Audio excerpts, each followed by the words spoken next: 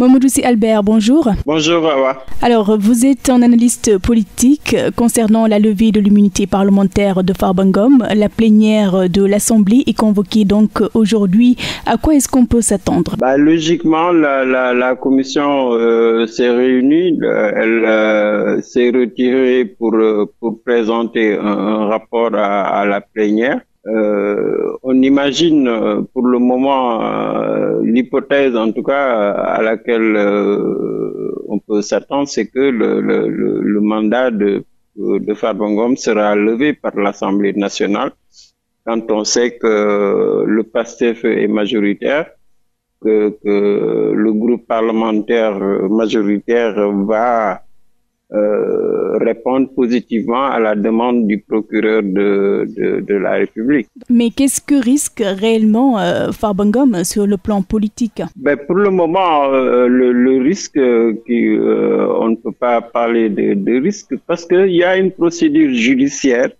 Il va répondre, si son mandat est levé, il va répondre à la justice. Maintenant, répondre à la justice, ça ne veut pas dire qu'il est condamné ou qu'il est innocent. Il y a des infractions auxquelles il devra répondre. Est-ce qu'il va donner des réponses satisfaisantes? Si c'est satisfaisant, je pense qu'il va retrouver sa liberté. Mais par contre, s'il ne convainc pas, là, il risque gros. Il risque d'aller devant la justice, d'être jugé et peut-être qu'il sera arrêté. C'est dans le cas où il serait arrêté, là, politiquement, ça va l'affaiblir politiquement. Quand même, c'est un parlementaire, c'est un responsable politique. Quand tu es en prison, ça va être un handicap majeur pour son image, pour sa carrière politique. Donc on peut dire que les conséquences ne sont pas bonnes si toutefois il ne retrouve pas sa liberté. Non, si jamais il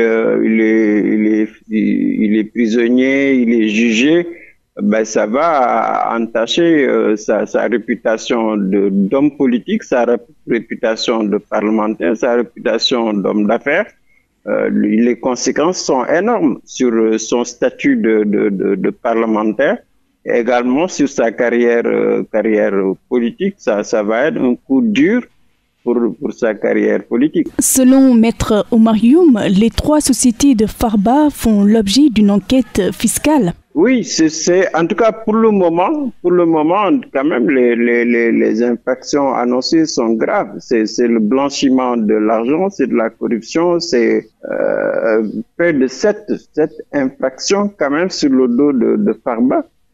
Si jamais il n'arrive pas à s'en sortir, il risque gros que le blanchiment est sévèrement puni, la corruption la même chose. Je crois que les conséquences seront très, très dures pour le Farba. Cependant, la défense dénonce un acharnement judiciaire. Qu'en pensez-vous? Non, pour le moment, on ne peut pas parler d'acharnement. Pour la raison simple, c'est que il n'a pas été interpellé ou impliqué en tant que responsable APR, encore moins en tant que député.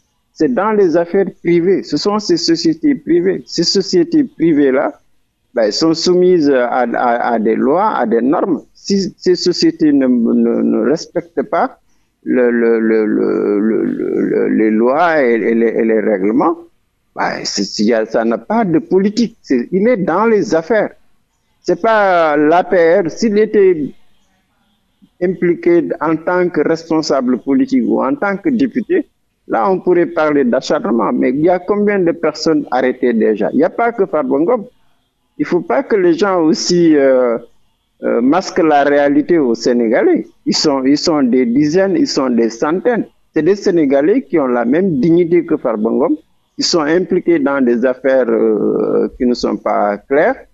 Ils sont interpellés dans le secteur privé, dans leurs activités, dans leurs affaires privées. Je ne pense pas qu'il y ait de la politique que seulement pour Farba. Pourquoi les autres, c'est pas politique? On a vu également que Taku Wallu Sénégal internationalise d'ailleurs la bataille. Quelles peuvent être les conséquences? Je ne crois pas que ça ait des conséquences. Les Sénégalais ne sont plus à ce niveau. Hein, que c'est normal que la paire, les Benno, les alliés, ceux qui soutiennent Farba fassent de la propagande à l'étranger. C'est une bataille d'opinion. Mais je ne crois pas que ça ait un effet... c'est le contraire. C'est quand même 125 milliards du budget du Sénégal. Je ne vois pas un Sénégalais à l'étranger qui va dire que passons l'éponge sur 125 millions de l'argent public. Je crois qu'ils vont faire leur travail d'acteurs politiques, mais l'opinion sénégalaise, elle est pour la transparence, pour la réduction des comptes, quelle que soit la personne, que ce soit Farba Ngom ou un autre. Mais la bonne preuve, il y a combien de Sénégalais, le pôle financier a indiqué quand même plus de 150 Sénégalais qui sont aujourd'hui arrêtés. Et je crois que l'opposition va faire son travail, mais je ne pense pas que ça ait un quelconque impact positif au niveau de l'opinion sénégalaise, que ce soit l'opinion ici au Sénégal ou à l'étranger. Mais qu'est-ce qu'il faut pour éviter réellement ces problèmes entre les acteurs politiques afin d'avoir un pays paisible? Il faut qu'il soit transparent. Il y a toutes les affaires qu'il y a, on s'enrichit parce qu'on est au pouvoir, mais c'est ça qu'il faut trouver un consensus au niveau des acteurs politiques. Que quelqu'un qui s'enrichit, même s'il dépense 1 franc du service public, il doit en rendre compte. On ne peut pas dire que si je suis au pouvoir, je suis contre la transparence. Si je suis dans l'opposition, je suis pour... Je pense que les acteurs politiques doivent trouver un consensus par rapport au bien commun. Le bien commun, c'est pas le bien de celui qui est au pouvoir, c'est le bien de tous les Sénégalais. Et je pense que tant qu'on n'aura pas de consensus sur la bonne gouvernance, on aura toujours ces clivages en fonction, si vous êtes dans l'opposition, vous êtes contre le pouvoir. Le pouvoir également, quand on est au pouvoir, on s'oppose, on fait ce qu'on veut. Je crois que c'est ça l'engrenage dans lequel nous sommes. Maintenant, il faut bâtir des consensus. Mais pourquoi dans les autres pays, il y a consensus contre la corruption? On a vu des présidents quand même français, on a vu des premiers ministres français, on a vu des responsables américains, des présidents américains. Quand vous touchez à un bien public, on ne peut pas vous défendre. Si les autres ont trouvé des consensus en France ou en Europe ou aux États-Unis, nous aussi, il faut qu'on trouve des consensus en matière de bonne gouvernance. Alors, face aux menaces sur l'emploi dans le public et le privé, les défenseurs des droits des travailleurs se mobilisent. Est-ce que ce n'est pas donc plus de pression pour le chef de l'État et son Premier ministre? Oui, c'est une pression sociale. C'est normal que les syndicats, les travailleurs se défendent pour protéger l'emploi, pour protéger les travailleurs. Je crois que c'est une pression normale et logique. Les syndicats, c'est ça aussi leur rôle, leur fonction. Maintenant, le gouvernement aussi doit communiquer parce que on ne peut pas accepter qu'on licencie sans raison. Quand vous êtes au gouvernement, vous licenciez des travailleurs, mais vous devez rendre compte, vous devez expliquer aux travailleurs pourquoi il y a quand même des procédures à respecter. Il y a un dialogue social. Et je crois que le gouvernement n'a aucun intérêt à créer des tensions sociales avec surtout la perte d'emploi. On peut pas, l'opinion va comprendre difficilement qu'on dise qu'on veut créer des emplois pendant que vous licenciez. Ça, je crois que le gouvernement quand même devrait faire attention aux conséquences de cette tension sociale. Alors, concernant l'électricité, eau, denrées, fiscalité sur les salaires, entre autres, les centrales déroulent également leur plateforme revendicative. Oui, disons que c'est une situation très, très difficile pour l'emploi, pour les travailleurs. Le coût de la vie est trop cher, le pouvoir d'achat des Sénégalais est faible. Je crois que ça, c'est un héritage que les nouvelles autorités doivent gérer intelligemment. C'est des problèmes sérieux la vie, le coût de la vie, le pouvoir d'achat. Il faut organiser un dialogue social avec tous les syndicats et arriver à trouver des consensus pour gérer. C'est pas la force qui va régler ces questions d'emploi. Le BTP, la presse, les entreprises du parapublic, ces secteurs fortement secoués également par la morosité. Oui, là c'est le plan de relance. Je crois que c'est ce que j'appelais tout à l'heure l'héritage. Ils héritent quand même une situation sociale et économique difficile, une mauvaise gestion des finances publiques.